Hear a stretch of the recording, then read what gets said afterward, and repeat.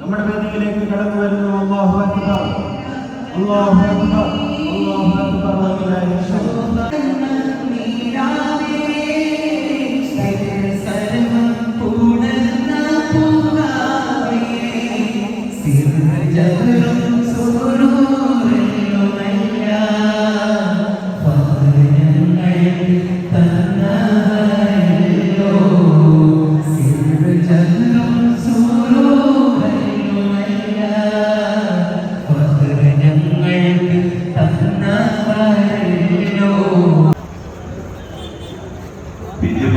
بديع من العلماء والفقهاء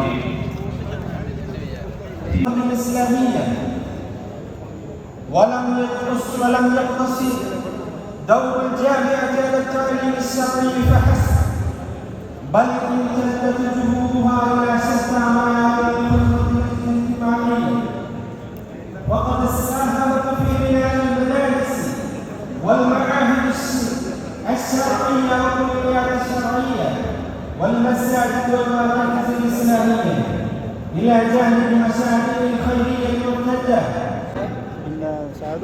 والتفاهم بين الثقافات والعمل على نشر رسالة الإسلام السمحة في مختلف أنحاء العالم، مما جعلها نموذجا يحتذى به في الجمع بين العلم والدعوة والخدمة الاجتماعية. أيها الحضور الأفاضل، إن هذا المؤتمر ليس مجرد احتفال بتخريج كوكبة جديدة من طلاب العلم، بل هو تأكيد ويزيدها رفعة وتأثيرا. والسلام عليكم ورحمة الله. بسم الله الرحمن الرحيم. الحمد لله رب العالمين. اللهم صل على سيدنا محمد وعلى آله وصحبه أجمعين. علماء الأفاضل، ضيوفنا الكرام، أخوتنا في الله، نرحب بكم ترحيبا حارا من أعماق قلوبنا إلى ساحة جامعة مركز الثقافة السنية وإلى هذا നിയമങ്ങൾ ഉണ്ടായിട്ട് പക്ഷേ എന്ത് സംഭവിക്കുന്നു? ആരും വിദ്യാർത്ഥികളെ പറയാൻ ധൈര്യപ്പെടുന്നില്ല. നമ്മുടെ സ്ഥാപനത്തിലെ തഹ്സീലാകുന്ന ഉലമാക്കൾ, മഹനീയരായ ഉസ്താദുമാരുടെ നേതൃത്വത്തിൽ ബഹുമാന്യരായ കട്ടിപ്പാറ KK ഉസ്താദ്, ഇല്യാപ്പള്ളി ഉസ്താദ്, CFC ഉസ്താദ്, ജുബിൽപൂർ ഉസ്താദ് തുടങ്ങി മഹത്തുക്കളായ ഉസ്താദുമാരുടെ നേതൃത്വത്തിലായി സദസ്സിലേക്ക് വരുന്നു. നാം അവരെ സ്വീകരിക്കുന്നു. മർഹബൻ ബിഹിം. അതുകൊണ്ടാണ് കുറ്റകൃത്യങ്ങൾ വർദ്ധിച്ചു വരുന്നത്. മദ്യത്തിനും മയക്കുമരുന്നിനും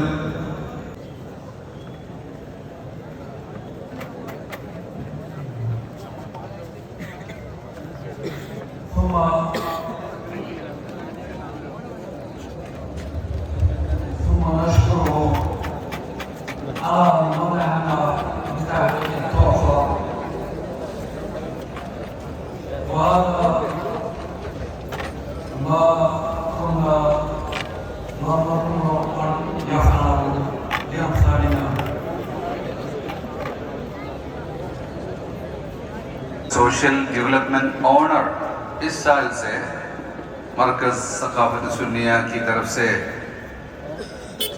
जारी किया है इंशाअल्लाह। और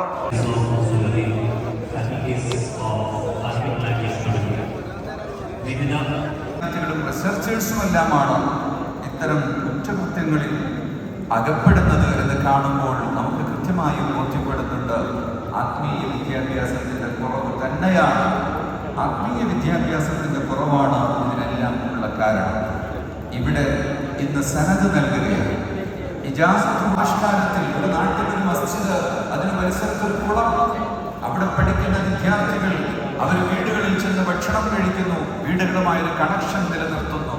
പിന്നീട് വളർന്നു വന്ന ഒത്തുപള്ളികളിൽ നിന്ന് ഇന്ന് മദ്രസാ സമ്പ്രദായത്തിലൂടെ, അതും നാടും വീടുമായുള്ള കണക്ഷനുകൾ, ആധുനിക ഇംഗ്ലീഷ് മീഡിയങ്ങളിൽ നാടുവിട്ട് പലയിടങ്ങളിലായി കുട്ടികൾ പഠിക്കുന്നത് കൊണ്ട് ഈ ഭവനബന്ധങ്ങൾ കുറഞ്ഞിട്ടുണ്ട് എന്നത് നമ്മുടെ നാടുകളിൽ സംസ്കാരങ്ങളുണ്ട്, അതിഥികളുണ്ട്. ഈ സമ്മേളനങ്ങളിൽ വിദേശ പ്രതിനിധികൾ ആരുമില്ലേ, കാര്യമായി ആരെയും ക്ഷണിച്ചിട്ടില്ല എന്നതാണ് സത്യം. നാളെ പങ്കെടുക്കുന്ന ഫത്ഹുൽ ബുഖാരിയിൽ മഹാനായ ഹബീബ് ഉമർ ഹഫ്ദഹുല്ലാഹ് അവർ പങ്കെടുക്കും. നേരത്തെ എത്തിയതുകൊണ്ട് ഇന്ന് സന്നദ്ധാനത്തിൽ മഹാനവറുകൾ ഉണ്ടാകും. എന്നാൽ ഇവിടെ 70ഓളം വിദേശികൾ വന്നിട്ടുണ്ട്, പല രാജ്യങ്ങളിൽ നിന്ന് വന്നിട്ടുണ്ട്. അവരെല്ലാം ഈ സ്ഥാപനത്തെ തേടി, ഈ നാടിനെ അന്വേഷിച്ച് റഈസുൽ ഉലമയെയും സുൽത്താനുൽ ഉലമയെയും അവരുടെ നേതൃത്വത്തിലുള്ള ഇവിടുത്തെ പണ്ഡിതന്മാരെയും കാണാൻ വേണ്ടി, ഇവിടുത്തെ ദർസുകൾ അനുഭവിക്കാൻ വേണ്ടി, ഈ നാടിൻ്റെ ജനങ്ങളെ അനുഭവിക്കാൻ വേണ്ടി ടൂറിസ്റ്റുകളായി വന്നിട്ടുള്ളവരാണ്. കേവലം സാധാരണക്കാരല്ല, കേവലം കച്ചവടക്കാരല്ല. അവരുടെ കൂട്ടത്തിൽ വലിയ വലിയ പണ്ഡിതന്മാരുണ്ട്. ദാഗിസ്ഥാൻ എന്ന് പറയുന്ന സ്ഥലം, കേരളക്കാരൻ മഹാനായ ഇബ്നു ഹജർ റഹിമഹുല്ലാഹ് അവരുടെ അരുമ ശിഷ്യൻ സൈനുദ്ദീൻ മഖ്ദൂം തങ്ങളുടെ ആ ഒരു പന്ഥാവിലാണ് കേരളീയർ സഞ്ചരിക്കുന്നത്.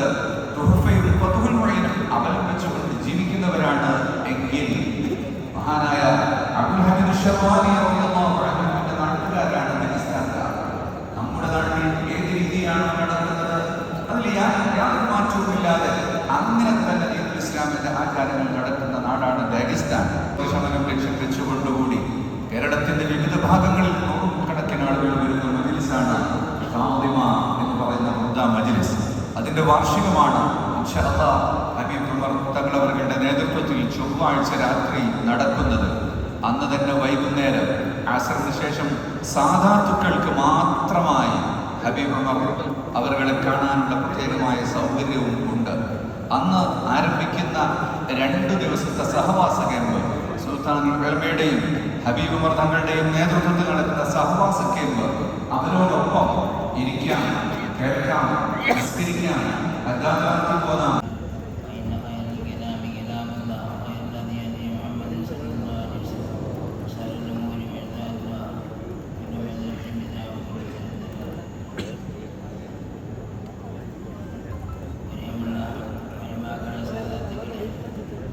نحن فيه بسر أسرار بسم الله الرحمن الرحيم.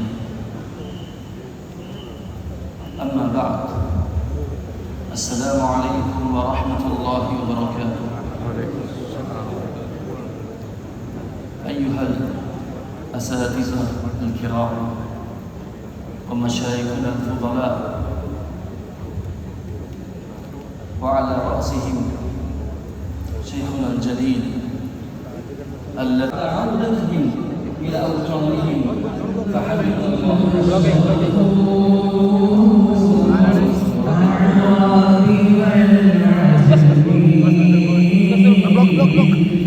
محمد خير من يمشي على قدمه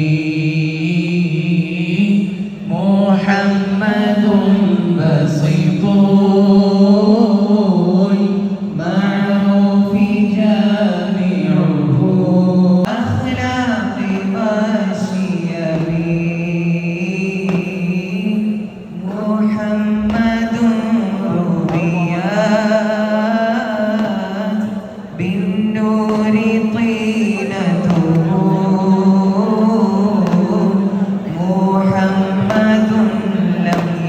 സന്നദ്ധാന പ്രഭാഷണം നിർവഹിച്ച് മർക്കസ് ഫൗണ്ടിംഗ് ചാൻസലർ സുൽത്താനുൽ ഉലമ കാന്തപുരം ഉസ്താദ് സംസാരിക്കുന്നു. ആദരബഹുമാനപൂർവ്വം സ്വാഗതം ചെയ്യുന്നു. The proclamating the 15th anniversary conference of Jamia Markaz, the founding chairman, chancellor, the Honorable Grand Mufti of India, Sheikh Abu Bakr Ahmad. هذه خصوصية لدين الإسلام. الله سبحانه وتعالى سمى حبيبه صلى الله عليه وسلم رحيما رؤوفا. لقد جاءكم رسول من أنفسكم عزيز عليه ما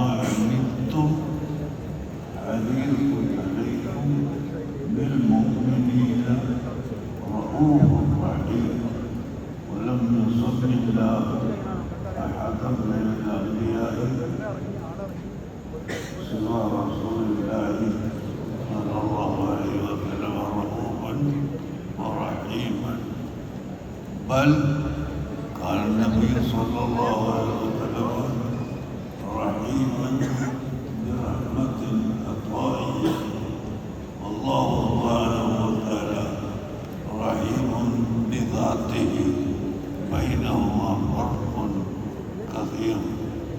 والنبي صلى الله عليه وسلم من حيث انه سمي رحيما قال الله تعالى وما ارسلناك الا رحمة للعالمين.